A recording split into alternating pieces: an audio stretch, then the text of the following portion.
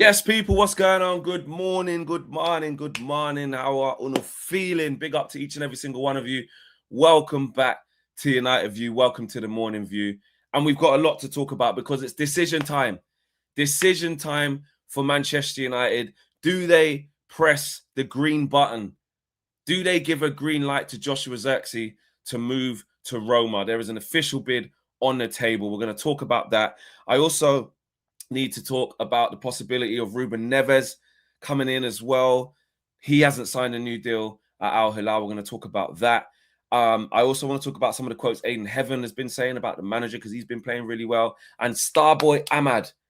Starboy Ahmad didn't win the game last night, Ivory Coast against Cameroon. But it was Ahmad against Mbumo. And it was Ahmad who, well, his team didn't come out victorious, but Ahmad got man of the match with a great strike as well. We'll finish off on that, as well as some formation stuff as well. But let's get straight to the chase, man. Check in. Let me guys know how you guys are feeling, how you guys are doing. Free Fleck, good morning, UV, says Javid. Flexington Levy, big up yourself, little yo-yo. Solo Flex says bands, 100% Solo Fleck today. Catch you later, Zirkzee. People are coming in already because a lot of people rating him, man. So a lot of people, let's be honest, a lot of people are like, just leave. Do you know what I'm saying? Ruben said it's 1 in, 1 out. If Zirkzee goes, we need a central striker to replace him. We're going to talk about that as well because that has been some of the things that he's been saying, and it's probably why this is taking so long. So let's look at what Fabrizio's been saying. He said it on his YouTube channel. He says Man United have received via intermediaries an official loan proposal with a potential obligation to buy for Joshua Zirkzee, but the club has not yet given its green light. It all depends on the management of the club and Ruben Amorim. Look, I think this interest from Roma, we know, has been there. We've been waiting for them to, say that they have the bid there, waiting for something concrete to arrive at our desks. And it has. Something concrete is on the table. Joshua Zirkzee, from what we've been told, would like to has or would like to at the very least, but has positive feelings about this move to Roma and wants to go there. That's for sure. And it's whether we want to press yes or not. It's whether we want to do it or not. Now, the manager's been in the press conference. Someone said it there, saying that shout out Skiliano, rightly so, referencing that the manager said it's basically 1 in, 1 out. And that 1 in, 1 out can be across the squad, regarding when everyone's there. But it could also mean we need to make sure we get players back from AFCON all right. Like, he probably does mean 1 in, 1 out in terms of the whole squad. But there were some reports that were leaning towards the guys are at AFCON now in terms of Ahmad and Mbumo and Mazraoui, but in the sense of attackers, Mbumo and Ahmad are there. Now, they're not strikers, but they're forward players. So would they let him go, not knowing whether Ahmad and Mbumo get back safely, i.e. not injured? Maybe not. But also, let's look at Joshua Zirkzee. And this is where this is not going to be an I told you so segment, he says, right? But this is where it puts to the test how much the manager rates and trusts Joshua Zirkzee, okay? Now, he played a couple of games when everyone was injured, i.e. there was no Cunha, there was no Sesko. We had to play him up front, right? That was when Mbumo was still here. Played against Palace. I think he only made 1 start in that game, though, because he started against Palace, scored the goal. Or did he start the next game at home to West Ham? Or was he on the bench for that game? No, because Cunha came back in that game. I think he only started 1 game, you know. I think Zirkzee only started 1 game during that period when nobody was here. How many starts has he got? Let me get my facts right, because I don't want this to just come across as an agenda. I need to sneeze as well. Excuse me. All right, let me get my facts right. So, current season, Joshua Zirkzee, how many starts has he got in the Prem? I'm sure it's 1. Oh, he started 3. So, oh yeah, he started the Wolves one as well. Oh, no, he came on. So 90 minutes. So Everton at home, that was it. Everton at home. He had an opportunity then, didn't do well enough. Crystal Palace, he scored. And then he started against... So who's the 3 starts against then? Oh, yeah, there you go, Burnley. Started against Burnley. Is that a start? Yeah, because he played. Oh no, he played 70. No, West. Oh, there you go. The 3 starts came in the row. There you go. So we started Everton, Crystal Palace, West Ham. That's who we started against. All right. And clearly, let's be honest. The manager goes to Matheus Cunha when he's fit over Zirkzee. He does. If Šeško's not playing, his default mantra is to go to Cunha up front. He only didn't do that against in those games because the concussion protocol that happened to Cunha. But as soon as Cunha was able to start, he started. Yeah, oh yeah, Mount was on the bench against West Ham, and we were like, oh, that was interesting. But managing Mason Mount, blah blah blah blah blah, injuries, etc. etc. Saw in the last game Mason Mount taken off for a precaution, so we're not shocked there. My point is that the manager's not really fond of him. Okay, I think it's safe to say that. Whether your terminology is slightly different, whether you quite like Joshua Zirkzee and you'd like him to stay for a little bit longer to see how he gets on, to see, you know, where he's at, you can look at it and say, right, he's not the main guy. He's probably thinking of it. I can't wait to get out of here. Let's be honest. I can't wait to get out of here. I need to get out of here. I'm not playing. I'm not seen as a central part of what's going on. It's not working out. You know what I mean? It's not working out. And that's fair enough. What does it look like without him? Do Man United say, well, you know what? If he leaves, Ruben might still say, I'm still all right without him because I've got Šeško and Cunha as my strikers. Also, with this new formation I'm playing, sometimes I'll go 2 up top. I might go Cunha and Mbeumo up top anyway and do a 4-4-2 at some stages. I don't know. I've got options. We got 1 game a week. If Zirkzee left, would we be worse off? And the answer is probably a bit of both. The answer is yes in terms of bodies. So, like we saw, Šeško, there was issues with Šeško and Cunha at the same time, and we had to play Zirkzee. You know what I mean? And he scored a really good goal against Crystal Palace. We had to play him. Then we got reminded in the games after that that's why he's probably not the guy. So from that perspective, in terms of bodies and numbers, 100% we'd be worse off because we'd have less players. But in terms of out-and-out quality and how the manager sees this player and his plans, how much worse off are we? Well, he doesn't get minutes a lot of the time and only gets minutes when everybody's injured. So you could let him go and say, I'm happy with Šeško and Cunha and pray, fingers crossed, that nothing happens to them two. Or you go, right, we might have to put Mbeumo up front or something if he was in dire straits, dire needs, and you pray that nothing else goes wrong. Or you just keep hold of him where he ain't going to play much. His morale's going to go down. Or you wait to see who we can get. So I don't know. What do you guys think? Do you guys think, regardless of what it is, just let him go? You know what I mean? I saw some people, obviously, he didn't play very well when he came on against Newcastle United at all. He didn't play well. He got roughed up. You know, the fight wasn't really there from him. Some people suggested that's because he didn't really care. His head's in Rome, etc. I don't think it's that. I just think he's just not that physical. I don't think he's that great. He's a technical player, technically sound. I think he can look after the ball quite well when he's confident, but he's not going to play enough with us to get that run of confidence. And don't get it twisted. We will see Joshua Zirkzee go back to Serie A and do all right again. And then it will be getting Zirkzee comps and updates on X like Rasmus Højlund saying he scored again, a brace again for Zirkzee against Sampdoria or whatever. Do you know what I'm saying? Lecce. So, you know, that's what will happen when he goes back. If this happens, like, he will be fine at Roma. Roma are a decent team. I think they're near the top of the league, competing for the title. And he'll play well. And all of a sudden, he'll look good. And then everyone will tell us why we should have kept Joshua Zirkzee. So let's just remember where we are now. Does he fit what we're trying to do? Because Radam says he doesn't suit this team. Maybe he doesn't. Stafford says, technical, man struggles with simple passes. Understand confidence low, but he ain't it. I agree with he ain't it. I agree. He's not going to be that. I'm just saying about, like you say, understand confidence is low. Because I'm just saying we'll see a better version of him when he leaves, 100%. Because he'll be confident, he'll be playing more games, and he'll look after himself a little bit better in terms of on the ball and stuff like that. But here at United, he's never going to get a run of games enough to do that. And he's not, as we've seen from Joshua Zirkzee, he's not really a high impact player. He's not really a player you bring on and he changes everything. And he's not really that guy. So I think you're only really going to get the best out of Joshua Zirkzee, which we still don't quite know what that looks like.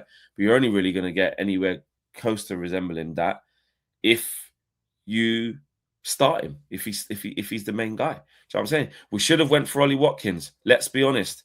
Listen, I was saying that in the summer. Now listen, Ollie Watkins actually has had a shit season by his standards, in football terms. Yeah, by his terms, by his standards, he hasn't been the Ollie Watkins. You know, there's a reason why he was on the bench against Chelsea and Marlon was starting ahead of him. He's not done well. We just seen Aiden Heaven when we lost to Villa. We saw Aiden Heaven rough him up. Didn't have a kick against Aiden Heaven. So he hasn't been firing how he has been in the past, last year and the year before. But you saw against Chelsea, when he's on it and he gets himself where he needs to be at, he's still a top striker. So, yeah, we would have had more impact out of him if we would have had Sesko and Watkins, or maybe just Watkins and Cunha. Definitely. I stand by that. Watkins is better than all of these guys up front as it stands. In the future, I don't think he'd be better than Sesko. I think Sesko's got a big ceiling, but right now he looks a little bit lost. He looks a little bit raw, or very raw. Do you know what I'm saying? And hasn't really mastered how to use his physicality that he possesses, I believe, anyway, yet. But yeah, I think we're waiting. I don't necessarily think with Zirkzee, though. I know we said 1 in, 1 out, so it's whether that was a lie or not. But I don't think we're necessarily waiting for the 1 in, 1 out with Zirkzee, personally, in terms of an attacker for an attacker. You know, we would believe in ourselves, sure, I get it. But I just got a feeling, it's just a feeling, it's just my opinion. I got a feeling that I think they think, or Ruben might think, I'll be all right if he leaves. I'll go to Cunha up front if I have to and rejig the team. You know, players will be back soon. You know, not quite now, but you'll get Bruno back, you'll get Kobbie back, you'll get Ahmad and Mbumo back, Mason Mount, etc. I've got more than enough in the 10 positions to free up Cunha to go up front if I need it. And if I get myself into a bad spot, again, which is really unlucky, maybe unlikely, he says, that Sesko gets injured again and you've only got one, then and both of them are down again, then you deal with it, don't you? You deal with it. It probably wouldn't be for too long. So I don't think, I'm just not sure Zirkzee is good enough and able enough to stay under these conditions. Like, you're almost better just letting him leave. That's what it feels like. You know, there you go. Look, real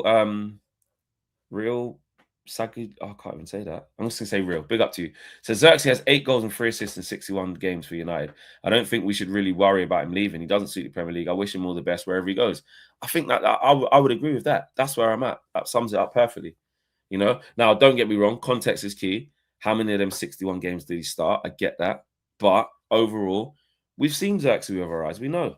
I don't think he's a shit player. He's the worst signing we've ever made. Oh my God. The reason why we're not talking about it like that is, lo and behold, we didn't spend as much on him. If we would have spent double the amount, i.e. pushing towards the 60s and the 70s for Joshua Zirkzee, maybe even the 80s, because what did we get him for? 35 plus 5? I think we got him for like 40 million all in, and something like that. If we would have got him for 80 million, he would be spoken about a lot differently. A lot differently. Do you know what I mean? Let's be honest. So the reason why we're not, we can say what Real just said there, is because it's very much yeah, he was low cost anyway. He was young, potential. We thought we'd just have a go with a type of player like that. Hasn't really worked out. Sell him, and we can sell him for not far off what we got him for. Do you know what I mean? So I think we got him for 35 plus a few add-ons. We might be able to, you know, get a deal done for him for 25 plus add-ons, or 28 all in, or something like that. Not far, maybe 30 all in, you know, 35. I don't know, but it's not going to be a huge discrepancy like, oh my God, what a disaster that was. But it hasn't really worked. Let's face it. It hasn't really worked. He's not really settled down and his confidence is low. It is. So I just don't see how he can stay. I don't really see how he can stay. So I just think that it's best to probably let him leave. regardless. Kobe's different because that's, you know, we are very, very thin in that area of the pitch. We are threadbare. You know what I mean? Central midfield is an area where we're looking at going, right, you know what? That's a big issue if we let Kobe Mainoo go. And obviously he's injured right now, so it helps quieten down the situation. Not that he can't get it, because obviously the reports are still saying that Kobe Mainoo still wants to go to Napoli. You know what I'm saying? We know that he still wants to go to Napoli. So if he does go to Napoli, 25 plus add-ons. If he still wants to go there, we still have to have a decision to make. But I think that's an easier decision to make. One, because of, you know, the lack of options we'll have if we let him go, like genuine options in midfield, because you will only have Ugarte, but for 2 positions. But 2, his quality, like he you know, especially if we're going to change the formation around, his quality is what shines through. So I don't know, man. Zirkzee, Josh, I think it's best for him that he goes. Obviously, that's why he's accepted this move to Roma. I think as soon as AFCON plays out and Ahmad and Mbeumo come back, I think they will probably let him leave. I think, and I think they should. I honestly think they should. I think they should let him leave. I really do. I think they should let him leave, because what's the point in him being here? Really, if we're being honest. If we're being honest, did the manager don't rate him, man? Right, we can dress it up, man. We can say, oh, just needs a bit of time. That's just like this. Do you know what? This is remember I was saying about the ruthless streak that we're gonna have to start showing when it comes to where we want to get to. Because other teams do it all the time. Like the emotional side of, listen, he's a great guy around dressing room. I really like his character. I think he's wicked. Do you know what I'm saying? All of that stuff. But let's be real. He ain't it. He's not good enough. He's not good enough, man. Do you know what I mean? In this league, under these circumstances where he's going to have a game, he's going to have to get limited minutes off the bench. He's not going to give us anything, guys. He's not. So it's just not suited. He's tried it in the Premier League. He's come from Bayern in his grounding, you know, coming through the academy there, I think it was, or playing in their team for a bit. That's it. That's it. If you disagree with Amorim that he should, if you think differently, if you think that he should be rating Joshua Zirkzee, you know, how is this clown manager not seeing the quality in Zirkzee and playing in Sesko instead as extra? But I don't think we've seen enough in Zirkzee to be like, oh, that's the guy we should be basing the team around. I really don't. Like Andrea says there, man, he would do great in Serie A. Better for him and the club. I think it's that simple. Let him go, man. Don't even do the 1 in, 1 out thing, because even with his in, he's not there, is he? He's not there. Let's go to super chat / members chats. Edmura says, I'd only let him go on a full sale, no loan bullshit. But I hear you, like, because we have to obviously get money for him. But if it's a loan with the obligation, like Fabrizio's talking about, I don't see what difference it makes, bro. Also, what attacker would we get in now? We tried to get Semenyo, it didn't work. I don't really think there's another attacker on the menu for January, if I'm honest. Obviously, opportunities happen. You know, it could be an interesting month. There could be things that we don't know about. But as it stands, the only other option we're looking at this time now is potentially a midfielder. In maybe Ruben Neves and some others, but another forward doesn't seem to be on the card as it stands. But maybe if there is, and we want to go buy that forward, then maybe what you're saying, Admiras, would probably apply more. Big up Lil Yo-Yo, been a member for 40 months. Big up Broski. Says, hear me out, Flex. Hear me out. I'm listening. I'm all ears, Yo-Yo. He's saying, I'd replace Zirkzee with a wing back and push Ahmad forward at times. We need another wing back / winger that will be used. So you're saying replace Zirkzee with a wing back and push Ahmad forward. So Ahmad would just be another forward like Zirkzee was, but the problem is that Amorim sees Zirkzee as a 9, as a striker. He hasn't really played him too many times in 10 positions. Not many. Probably a few times here and there. But the recent thinking of Amorim is that when he brings Zirkzee on, he usually comes on up front. So Ahmad wouldn't be able to replace that attribute, but he would be another forward player with Cunha, with Mbeumo, with Mason Mount in these 10s. and then obviously Zirkzee goes out, so it's more competition for him, and then go buy a wing back and make Ahmad play forward. What? And then where does what? And then Mbeumo goes to the bench. Is that what you're saying? Because we're going to talk about Ahmad in a little bit, and he's playing really well at the minute. That's yeah, Cunha. Mbeumo's doing his thing as well.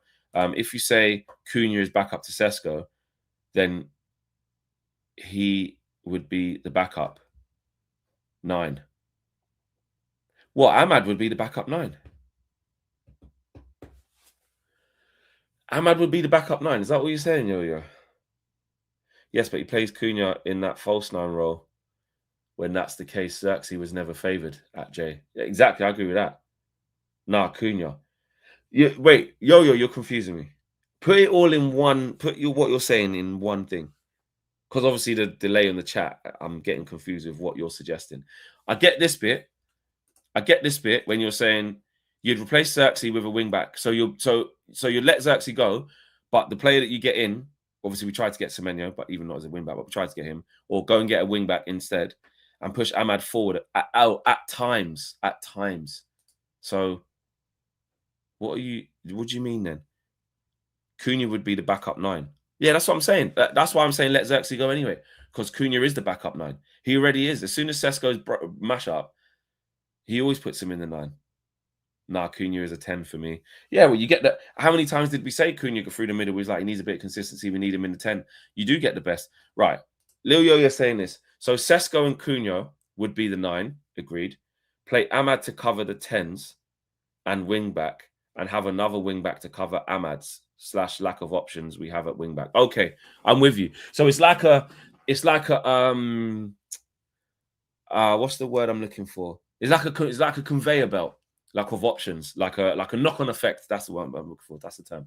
It's like a knock-on effect of cover, basically, going through the team, because we need better options. Because when Ahmad's injured, when Ahmad's injured, you need options there at right wing back. So then you get someone to cover Ahmad. So when he's not playing well, there's someone else there. You get someone to cover Cunha, because Cunha's gone forward to the backup 9, and then now Ahmad is one of the backup 10s. I hear you on that, bro. I hear you. We got there in the end. Flex, are you watching AFCON, bro? Ahmad is cooking as a winger, being the best player at the tournament. LOL. Yeah, I did. I watched Cameroon versus Ivory Coast last night. 1-1 was the score. Ahmad's goal was just like, it just one of them ones that you just know, like when he gets into that position, like, you know, he's letting off shots. Wicked goal outside the box, curls it to the far corner. And he played well as well, you know, and obviously that's at right wing. And with this new formation that Ruben's been doing, it's interesting to see that, like, Ahmad would probably want to play on the right side of it now. You know what I'm saying? Actually, you know what? Let me talk about that. It wasn't on the agenda, but I want to talk about it. Doug says, let's be honest, Amorim has been making the team look shit, to be honest. Amorim out, everyone be cooks. So just not rating Amorim, saying it doesn't matter about the players. Amorim's just not good enough, says Doug. I wanted to talk to you about this, yeah. I was doing a show the other day, and I was talking about, it was on TalkSport, and I was like, for me, yeah, because I need to bring this to the community here. You see this formation that we're playing now? Don't you think, hear me out on this, and let me know if you think I'm bugging. Don't you think with the players that we're left with, it would probably make more sense to play the system that we've been playing, the 3-4-3? And then when everyone is back, that would make more sense to maybe play a 4-3-3. Do you think we've maybe done this the wrong way around? Listen, I'm not saying this is a discredit, like, why has he changed it? But I was thinking about it, and I was like, with the players that are left after AFCON and injuries, it would probably make more sense for... Obviously, we've seen TV for us, no flex, no more 3-4-3. I hear it, right? Because we've wanted this for a while. But I don't know, it just feels like, okay, let's just... 3-4-3 with the current players we've got would be Dalot and Dorgu at wing back. And even if you wanted Dorgu to be on the right side, you can do that. Look, he's playing on the right side of midfield now, right wing. And he's doing his thing, cutting in. You know, he scored that wicked goal the other day against Newcastle. Had some nice shots, shot on his right foot. He's active there at the minute. But you could play him right wing back instead of Ahmad, right? I mean, you play him right wing back, yeah, because Ahmad's not here. Then you put Dalot left wing back. And then you just, the three centre halves, we've got a few back now. So you just go between whoever you want out of the three that we got available. Out of Shaw, Heaven, Martinez, Yoro. Pick your three, right? Until De Ligt and Maguire get back. Midfield two, obviously Bruno got injured, but it would have been him and Kobe. But now they're both out. It's you go Casemiro, Ugarte, like we played yesterday, the other day. And then on the wings, then in the 10s, you've got Mount and Cunha and Sesko. Like that with the players that are missing, that seems like the most realistic thing we probably should have done. But what he's done is made the biggest amount of change to the team when we've got the biggest amount of absentees. Which, listen, I'm still saying it's okay because it's been refreshing, and you guys are saying there in the chat it is fluid. To be fair, it's a very dynamic. It's very dynamic the way we set up. It's changing. It's moving. Manish says formation fluid on the pitch. To be honest, seeing it change bears in real life in real time. I agree. I agree with that. It's not just rigid, and that's something that's been so refreshing. You know, where do you lot stand on that? On like, finally, we've been telling this guy to do it for ages, and now he's done it. Or do you see why he was waiting for this? Or do you see why he was saying things like, "Oh, I'll change once I've got these principles embedded. I'll change then." Do you know what I mean? I'm not so sure. That's the situation where I'm like, not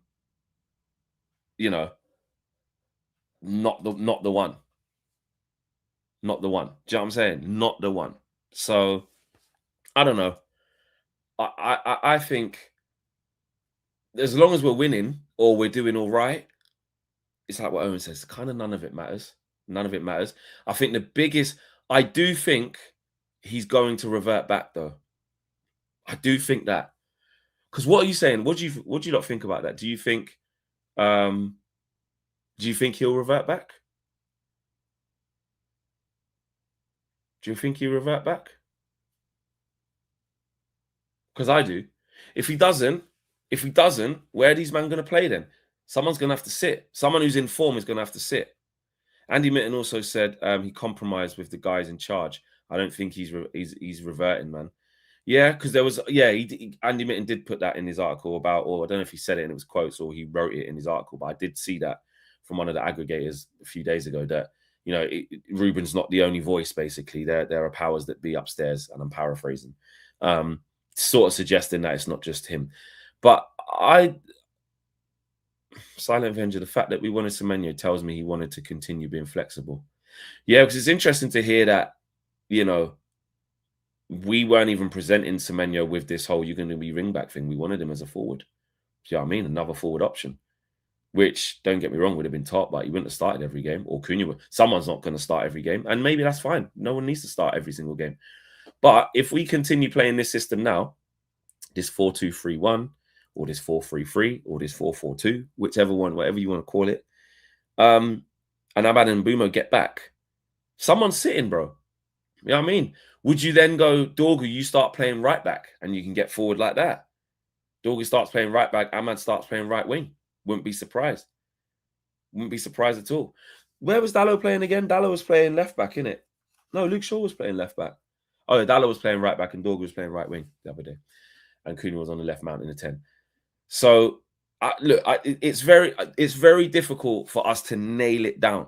It's very difficult for us in this moment to be like, this is our new formation going forward. I can't believe it. This is brilliant. But if we stay unbeaten while we do this is another thing. Now, I know we're not unbeaten because we lost against Villa, but we played really well. We could see the positives. If we do the business against Wolves, Leeds going to be a tough game. Always a tough game going to Ellen Road. But if we can win the next 3 games like this, and then you start to get Ahmad and Mbumo back, when would that be? When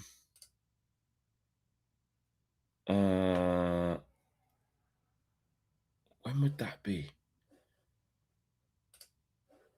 Let me see. That would be Let me look at the games. Man United fixtures. Because I saw that the AFCON final is on the 18th of Jan. So, yeah, so Burnley would take us to the 7th. Brighton, depending if they're still in it by then, which those two teams are all right, Cameroon, especially Ivory Coast as well. I think they'll probably still be in it by the 11th of Jan. Because I was looking at the Arsenal game. That's the one in it. That's the scary one. Not scary, but you want the guys back for that. So, right, we play City. So maybe one of them, unless they both make it to the final. I haven't looked at the path to see if that's even possible. But if you're a betting man, you would say at least one of them will be back by the 17th of Jan, which is the 17th of Jan is City at home, 12:30 kickoff. I think one of them will be back. Maybe both. Maybe all three. Do you know what I'm saying? We don't know. But that's the day before the final. So all three of them can't be in the final. So one of them will definitely be back. Whether that's Mazraoui, Amad, or Mbeumo, we have to wait and see. Obviously, Morocco, the home nation as well. So one player will definitely be back. But then, when's the second place playoff? Do they have that in AFCON? Second and third place playoff? Third, fourth place, sorry. Third, fourth place playoff AFCON. When's that? Did they do that? AFCON.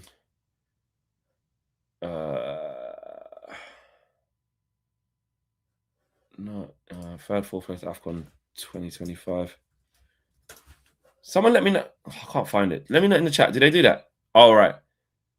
17th. Oh, on the 17th, the day before the final. Right. Okay, cool. You lot, big up to you lot.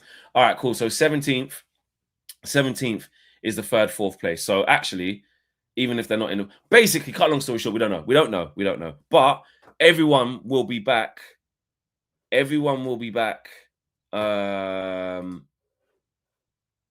For the Arsenal game, because the final's on the 18th, so they'll definitely be back for the next game, which is Arsenal on the 25th. Why is there such a big gap between the 17th and 25th? Why is that? Is there FA Cup in between that if we go through? Is that why? Interesting.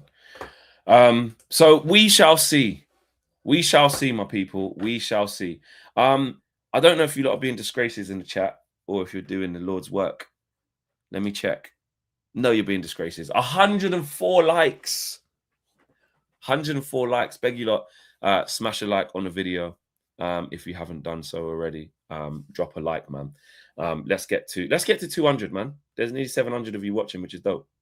So let's get to 200 of you smashing a like on the video at least, and then go from there. The next thing I wanted to talk about on my agenda, which I've lost. My mind. Oh yeah, it was Ruben Neves. That was the one. He hasn't signed a new deal at Al Hilal. Now there's an opportunity. You know what I mean? There's an opportunity there. If we want it. Fabrizio said several clubs are aware of the possibility to sign Neves in January. It's all dependent on Neves, on if he signs a new deal at Al Hilal or not. Man United have spoken with the agent of Ruben Neves to discuss several topics. Now, he also said, I'm going to add context. I don't want it to just be a little clickbait thing or something like that. The full context of it as well, when he said on another video, was that at this moment, and this was a few days ago, doesn't mean it can't change. But a few days ago when he was recording, he said, at this moment in time, that Man United have made no approach for Ruben Neves. They've been in contact with his agent just through a lot of other stuff because they have other players, but not necessarily Ruben Neves. As it stands now, there's no contact for Ruben Neves. Now, obviously, in that thing I just read there, what he said yesterday, is that he's saying that they have spoken with the agent of Neves to discuss several topics. Okay, not necessarily the topic of is Ruben Neves coming to Man United, yes or no. Several topics. I don't know off the top of my head. I'm not that knowledgeable who his agent is / are, and how many players they have on their books and what other players could be a possibility. So, you know, because that could increase the guess who else could we be talking about? But it says several options. Okay, we can only go off what Fabrizio says. So it is what it is. What we do know is that He's saying there are clubs that are aware of the potential to get him. The possibility, there is a possibility to sign him if he doesn't sign with Al Hilal. Is it George Mendes? Right. So he's got quite a few players on his books. So look, someone else said it there. I'll take Neves all day long. Absolutely. I think if we're looking at, I saw somebody put a tweet up. I think it was Phil. He was like talking about the importance of maybe staggering out the midfield rebuild because it's a lot to do in one window. Because obviously we're gonna have to go for the main guy, you know, which will be the Belabel, Wharton, Anderson debacle all over again. And it's a lot to do in a short space of time. So do you look at it and say it's probably better to start doing it now, even if you get the ones that maybe might not start every single game now? It will give you less to do in the summer, and I agree with that. I think that's good thinking. And if Neves is one of the people that you're going to say is going to be a squad guy, I mean, you bring him immediately. It's an absolute no-brainer. Ruben Neves is still a very good player. Now, obviously, he hasn't played in the Premier League for the last couple of years because he's been in Saudi. But since he's been in Saudi, he's still getting into the national team every selection. You know, won the Nations League with Portugal, starts a lot of games. Doesn't always start every single game. I get that. You know, their midfield is stacked. Portugal. What are you not saying about Portugal for the World Cup, actually? Side note, because they always have that expectation of like, look at their team and they're stacked, and they just always fall short. In the last World Cup, when they went out to, I was there. What game was it? Morocco. I was with the Moroccans. Shout out the Moroccans, man. Put them out on pens. What a game that was. And then they put out Belgium. I was there then as well and got to the semi-final. So, but they, like Yo-Yo says, they're definitely contenders. You look at the midfield of Neves, Vitinha, and Bruno as a free. Or, you know, sometimes I saw flipping, what's his name? Martinez putting Neves right back, or was my man right back as well, Neves and Ruben Neves and João Neves. João, what's his name again? It's João Neves, isn't it? It's two Neveses, Ruben Neves and João Neves, isn't it? Am I saying that wrong? The other little one at PSG is Neves as well, isn't it? Is he João Neves? João. It is. Why do I feel like I've got the wrong name? Oh, it is. I'm just getting oh yeah, João Moutinho. I'm getting just confused, bro. I was thinking of all these Neveses, but I forgot his name is Neves. João Neves and Ruben Neves. They're both Neveses. But yeah, what I was basically saying is they're stacked in midfield. And Ruben Neves is getting in every single time, regardless of the fact that he's playing in Saudi. So is João Cancelo. He's getting into the team, into the squad, isn't it? Anyway, called up, even though these men are playing in Saudi. You know, look at Kante getting called up to top France, even though he's been playing in Saudi. It just goes to show you that Saudi thing, people like to shit on it, man, and say, oh, it's not the level, it's not this, that, and the other. If you go there, your career's done. If you're good enough, bro, and you're playing to a high level as an individual, you know what I mean? Because these ain't like token gestures that these men are getting into their national team still. Kante's still wicked. You guys know my thoughts on that. Neves is still wicked. Do you know what I'm saying? So I'll definitely look at getting him in if we can get him for sure. Super Art says supposedly we are closing a deal for Lassina Siniaco. I haven't seen that. I did see there was a kid that was looking at, and I'd never heard of him before. Is that the same guy? This 19-year-old? No.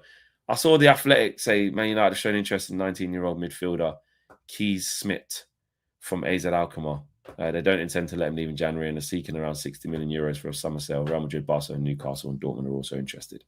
But I'm not really sure about that one, to be honest. But yes, on Ruben Neves, again, this is what Arana had to say. He said, Neves has not signed a new deal yet at Al Hilal, despite a proposal on the table for weeks. Current deal expires in June 26. So he can see, this is what's interesting.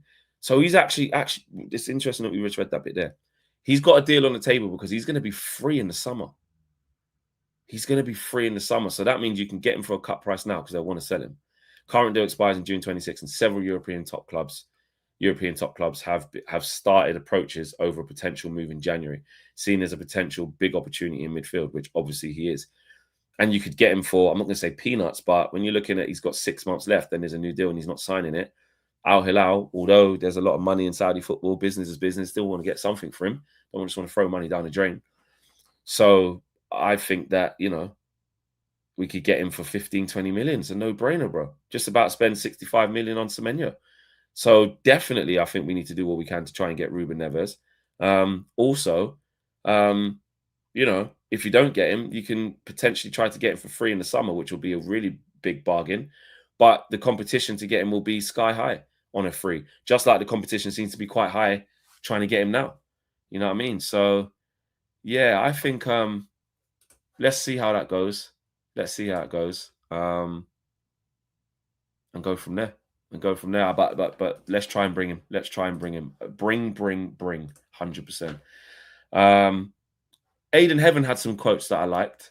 I just wanted to talk about those quickly. Then we can bring them up quickly and make sure I haven't missed anything as well. There you go. Let me bring that up. Where are they? Aiden Heaven. Do you know what? Aiden Heaven discuss, because what we don't want is him. I've been thinking about Aiden Heaven over the last couple of days, and the praise and adulation for him has been so high, rightly so. Kid's playing really well right now. But you know that sort of thing where we don't want to do too much. We don't want to overgas. You know, there's going to be times where he might show again still why he needs to have some time out, or, you know, needs more time to develop. He's still young. And the discussion is should he even start? Should De Ligt even start when he gets back? Do you know what I mean? Should Heaven keep De Ligt out the squad and out the team? And even Amram said if he plays like that, how he's playing, he's going to make it very difficult for somebody to take his place. And that's where we get to the point of, like, it's not about sentiment. It's about the best man for the job in the best moment, right? So if it's now and we're playing a game tomorrow, you'd say Aiden Heaven on form, right? But obviously De Ligt would need games to get back going again after some time out. But when De Ligt was playing, we were saying how important he is and couldn't wait for him to come back. So should De Ligt come straight in for Aiden Heaven? Should he? Because Lil Yo is laughing in the chat. Amrin is a liar. He's a liar. You are a liar. Yeah? Shout out Davide. Yeah? You're a liar. So is he just saying that to boost up his confidence? Leacher as well. Can't believe I forgot. Who said that? Can't believe I forgot how good he was when he's injured. To say, but yeah, we'll talk about him in a sec. Or do you find a way to play all three? Heaven in the center, De Ligt on the right, Shaw on the left. Says Skiliano. I like that. Luke Shaw. But then what about Martinez? Take out Shaw and put Martinez. You are a liar, an actress. That was so funny. I don't even watch Love Island like that anymore, but back then I did, and that was funny. If you know, you know. Ekinsu, cussing. Anyway, stop distracting me. Yeah, man, he's playing good, man. Oh yeah, Martinez midfield. Yeah, Martinez midfield. To be honest, Martinez midfield. As it stands, do you know what? As it stands, if we went to back, but bro, Skiliano, we ain't playing the back three anymore, bro. I mean, Shaw was at fullback last game. Wait there, bro. There's bare different things. What's going on in our team? It's just clicked again. There's bare different things going on. Because right now, forget about the 3-4-3. Let's just talk about the next batch of games while AFCON's going on. And we've just decided together, with the help of you guys, that between third and fourth place playoff and the final of AFCON, man ain't getting back here till 17th, 18th. And that is after that. The next 4 games, we're not going to have these guys. That's including the FA Cup against Brighton.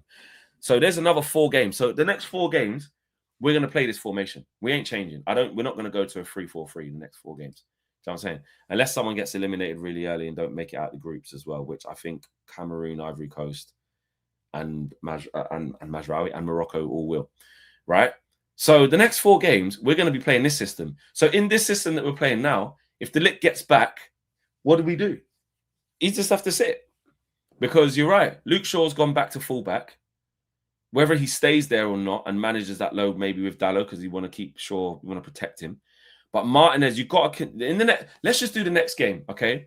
The next game you got to go Martinez and you got to go Martinez and Heaven, haven't you really? And Casemiro and Ugarte again.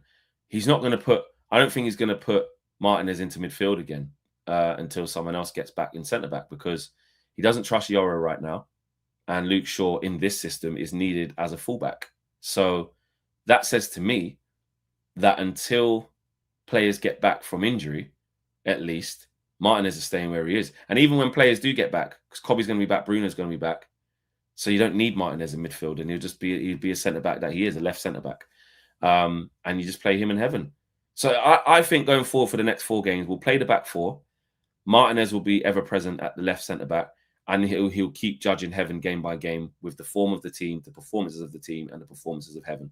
And if he's doing well like this, like say we play Wolves on tomorrow night, and it's an easy game, not an easy game, but a routine win, 2-0, 3-0, 3-1, whatever. And Heaven's done the same thing again and just been good. Then he carries on. Then you go right, Leeds away, tough game, big test for Heaven. But you play him again, see how he does, and if we come through that, then he's definitely going to start against Burnley. So, yeah, I just think we have to take it game by game. But he's playing well. I'd keep him with the shirt right now. Super says question of are we pushing the youth too much, too fast, and overexerting their bodies and mentality? Better to switch them out a bit for FA Cup. Maybe you get towards FA Cup and then you mix it up. Maybe the FA Cup. No, actually, we can't be making changes to give the kids a start just for no reason. It's our only trophy that we can win this year. Do you know what I'm saying? It's our only. In fact, fuck that. The FA Cup's super important. I want that so bad because I want a trophy this year. I want a trophy. I want to be going to Wembley. I want the good deep cup runs. I want to be showing. The way we went out against Grimsby was so disgusting that they better give us a good cup run. Do you know what I'm saying? I can't say they better win the FA Cup. Can't say that, but. I really want the FA Cup. It's the only thing we can win. But yeah, Calvert-Lewin's going to be a problem in that match, says Jeremy. He's been playing well recently. So again, different type of proposition for someone like Aiden Heaven in a cauldron, in a dungeon of a game where it's what it's like against Leeds under the lights. You know what I'm saying? So whether they're shit or not, and they're doing all right recently, they're in good form. Actually, it's a really tough game. That is. A really tough game. One that with our currency set up, how do you think we'd do? Don't know. We'll have to wait and see. But I think he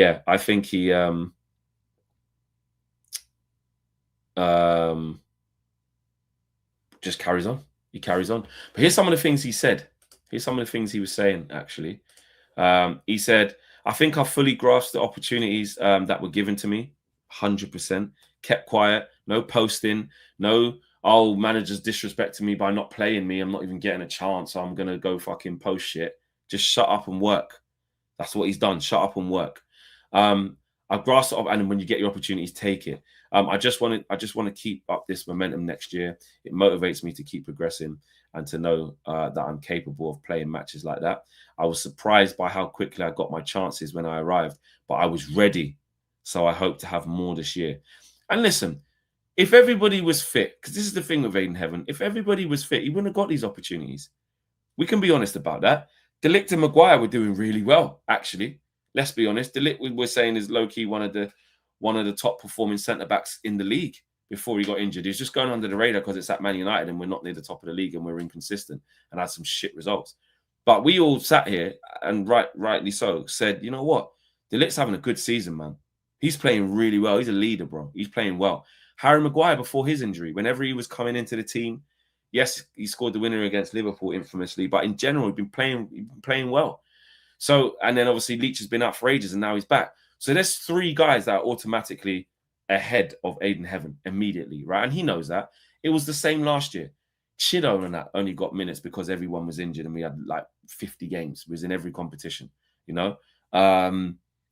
Aiden Heaven only got games last year because there was injuries to Maguire and De Ligt. I think same thing. So it's we have to be careful not to do too much. All Elite says it here. He's done all right, but he still makes me nervous. We're on the edge of Europe and we need to ensure we get in. De Ligt comes straight back in for me. Sorry. And listen, that's fine. We don't also need to go to. That's what I was talking about at the beginning of the segment about going too far the other way of like, you know what? Now, all of a sudden, we're saying, Aiden Heaven's the best thing since sliced bread. He's got to play every game. Look how good he is.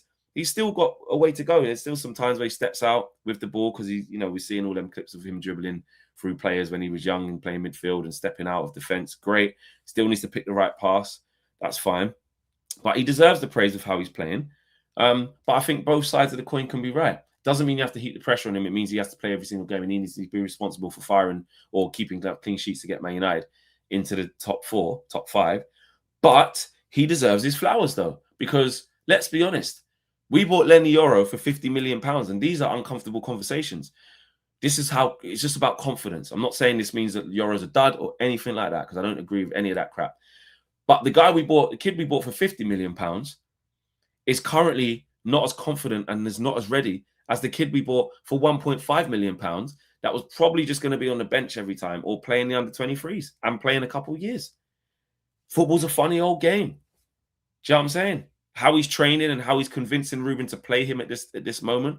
Because let's be honest, if the kid weren't ready, Ruben could just keep Luke Shaw there and say, the kid's not ready, I have to play you there. Ruben could just put Casemiro there because anything but playing the kid because he's not ready yet. Ruben ain't playing kids, as we've seen, who aren't ready. So the fact that he's ready, and not only is he ready, he's actually putting in top performances, and Yoro's the guy who needs protecting a little bit at the minute, which is absolutely fine, by the way. That's absolutely fine. No problem with that. It just shows you. So the assessment that we've made of Yoro is that he still needs time. He needs a lot more time. And Aiden Heaven looks like he needs less time because he's playing and he's playing well. But on the flip side of that, Lenny Yoro has had two periods since he's been here where he's played really well, and then 2 other periods where he's struggled. Last year, he struggled from that Southampton game up to then when he was absolutely getting rinsed like he is now. Then he worked on it. I remember Rio talking about it. I remember him talking about it himself. Then he went on a really good run. Remember when Lenny Yoro went on that really good run? And then he got injured towards the back end of the Europa League run. And we were like, fuck, man. That's so unfortunate that he got injured. He's been one of our best players. So let's not act like Lenny Yoro hasn't shown promise and isn't a good player. Then this season, he's had a bit of both. It took him a while to get going. Then he got going for a little bit and was playing well. Then he started making mistakes and needed taking out the team, and his confidence has been low. Look at Patrick Dorgu. Same thing. Manager called him out.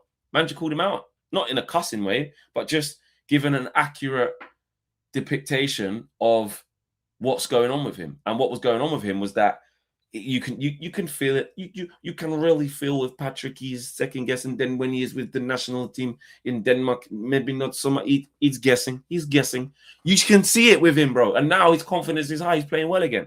So let's not underestimate the confidence. Yoro's not ready now. Like Mufti says there. He's not ready now. I get that. But he can be ready. But the same way how you say Dorgu's not ready.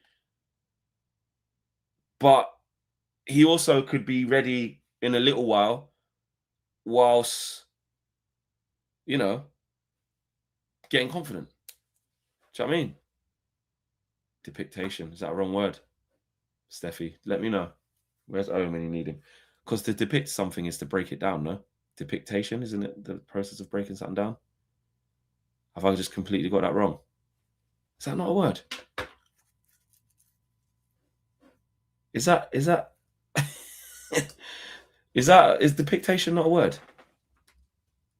Depiction. Depiction. Oh, it's depiction, for fuck's sake. It's depiction. The action of depicting something, yeah, break it down. Right, so it's not depiction. It's to give a good it's depiction. I stand corrected. Steffi, you're a G. The action of depicting something, especially in a work of art. Depiction and depictions. Okay. Depiction is not a word. It's not a word, man. Oh, wait, no. Wait. Yeah, no, it's depiction. Yeah. So, but I did say depiction, which is not a word, but I meant depiction. This is why I love this communication, this community. Sorry, I love it. I really do. On the other hand, look at Patrick. Patrick says, you're talking pure wisdom this morning, Flex. Whatever it is you've had for breakfast, I want some. And at the same time, I'm making up words. You couldn't write it, could you? But big up if you think I'm talking pure wisdom. I just feel like, just with the young players, I just think we just got to be careful. And I just think both things can be true. Lenny Yoro doesn't need to be shit because of he's going through a tough moment. He'll be fine. Do you know what I mean? He needs a bit of protection, needs a bit of time out of the team. It's the same thing with Dorgu.